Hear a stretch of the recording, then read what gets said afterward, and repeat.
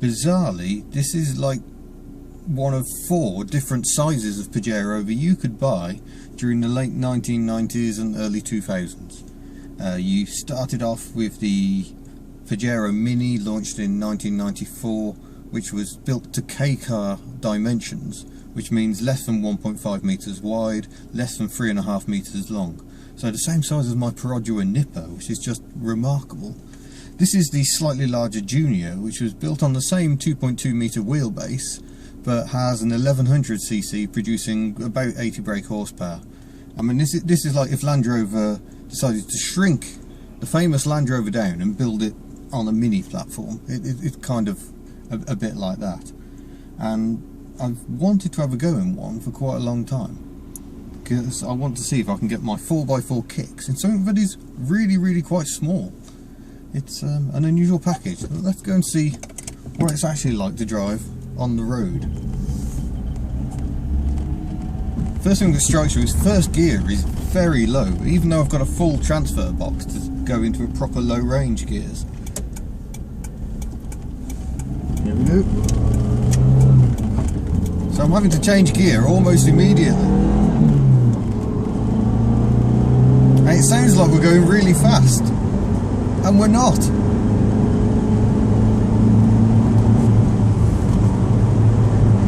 So I'm now in 5th gear. I'm at 50 mile an hour, and we're doing over 3,000 revs already. If I keep my foot down, we might get to 60 eventually, or we might not. Suffice it to say, this is not a quick car by any stretch of the imagination.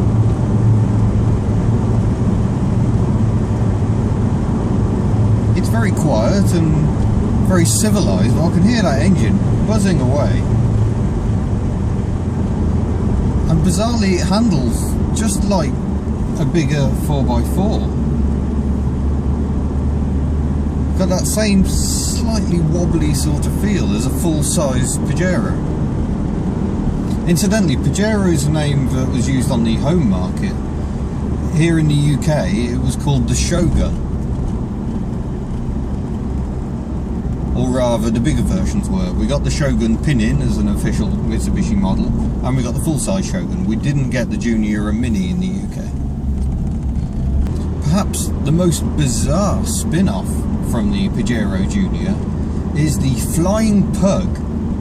This is what it looks like. For some reason, Mitsubishi got it in their head that the best thing to do with their new baby 4x4 was try and make it into a Triumph Mayflower.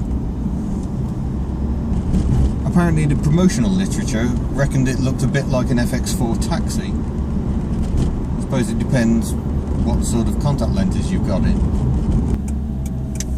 Ignoring the slightly baffling inability to pick up really any speed at all, it's a very jolly car to drive. It's definitely got that proper Japanese 4x4 feel. In fact, it's so similar to my Nissan Terrano based Ford Maverick that I owned a few years ago, but I'm finding it very strange indeed. I mean, the plastics are all very similar, the way it behaves on the road very similar. We've got a live axle at the back on coil springs, so it's not the most refined of rides, but we've got independent suspension up front.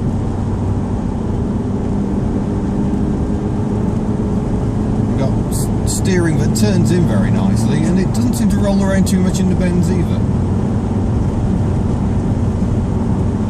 It is quite bizarre that this car, clearly designed as a bit of a city machine, has everything you need in a proper 4x4. It's got ground clearance, but isn't too bad given the small wheel size. It's got this full drop-down dual ratio transfer box as well.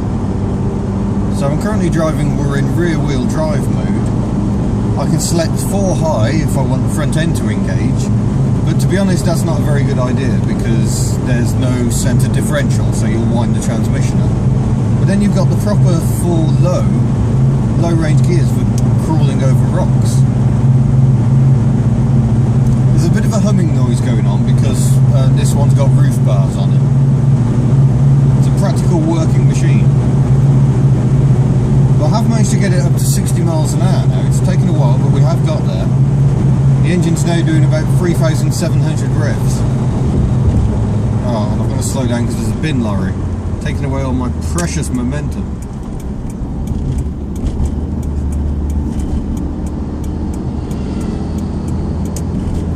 And we start the process again. I did a bit of research before driving this car and looked at some videos that he's going off-road, and there isn't quite enough ground clearance, if I'm really honest, and they really do struggle if they haven't got the optional limited slip rear diff. That was the complete key of success in my old Maverick. It was the limited slip rear diff. It meant even if a front wheel was way off the ground, it would just keep powering on. In fact, even if one of the rear wheels was off the ground, it would keep powering on. The road holding is very good. It's just, if you swerve a bit, it does feel a bit top heavy, like most 4x4s. It is a 4-seater, but to be honest, with me sitting in the front seat, you're not going to want to sit in the back. And the boot space is pretty tiny as well. Remember, this is only 3.5 meters long. This is a tiny little car. It also weighs less than a ton, so that means that if you do get stuck off-road, it might be easier to just get someone to push it. Or just pick it up, put it down somewhere else. Yeah, it's even slow accelerating downhill. That's some achievement. So because the Pajero Junior was replaced by the Pinin, it only had a 3-year life. So they only built about 70,000 of these in total. Whereas the Pajero Mini, they built almost 500,000. It was over 430,000. But the more I drive around in it, the more I realise just how genuinely pleasant it is. It's quite nice. It doesn't really do to thrash it, so I don't think I shall. I suppose this is more a rival for something like the Suzuki Jimny. I mean, that's a car which is a proper little off-roader. I love that Suzuki have stuck to their roots and that they still build the little Jimny today. I'm now mucking about on a little green lane because, frankly, if you're testing a 4x4, you've got to go and test it on the rough stuff, haven't you? So here I am on a little green lane in the region known as Nantes-Mort. It's only a fairly gentle one, but I don't want to go too crazy and watch someone else's vehicle. So this is a bit of a twisty section just coming up. I'm in low box and it's properly low as well. So that's me in second gear, just letting it tick over and just pull itself along. I mean, we're barely moving. And yeah, I mean, it seems pretty decent. I've had a good look underneath and I think it's a monocoque construction, but with some beefy chassis rails for the suspension to attach to. It seems very competent. I'd be tempted, if I had one of my own, to really go for it and put it through its paces. In conclusion then, it must be said that, well, you can't quite expect to go everywhere like you would in a proper 4x4. I think you could have plenty of fun in one of these off-road. Certainly most of the green lanes around here, I'd wager this would be absolutely ideal.